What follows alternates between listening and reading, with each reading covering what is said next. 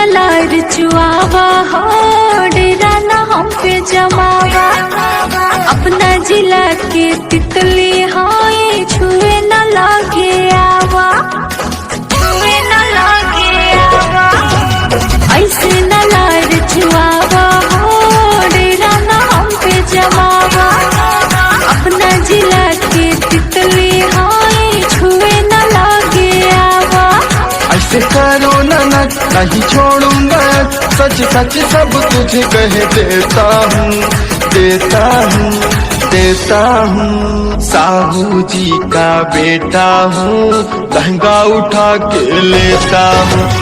साहू जी का बेटा हूँ, लहंगा उठा के लेता हूँ।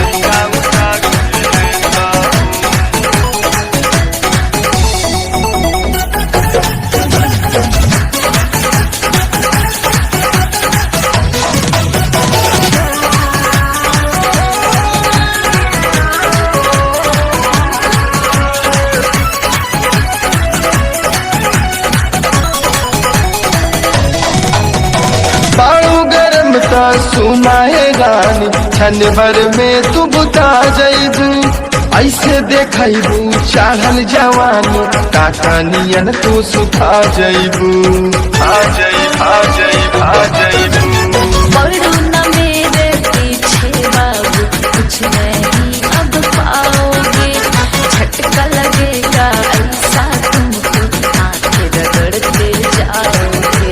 नाव फुलझड़ी देखा ऐसे नजरी, नाव फुलझड़ी देखा ऐसे नजरी। तेरे जैसे कितनों को बेटा हूँ, बेटा हूँ, बेटा हूँ।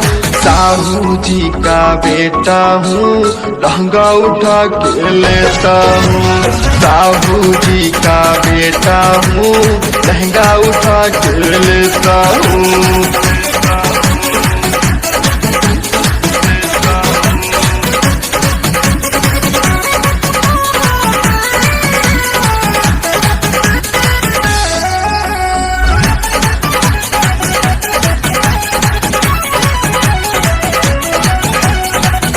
बना के ऐसे तू मुझको क्यों बहकाती है?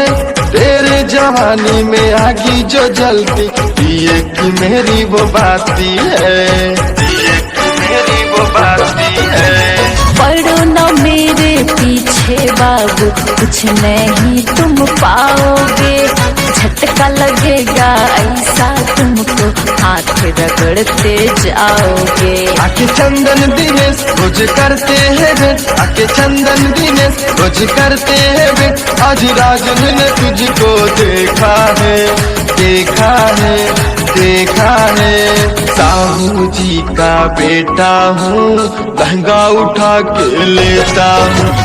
साहू जी का बेटा हूँ, लहंगा उठा के लेता हूँ।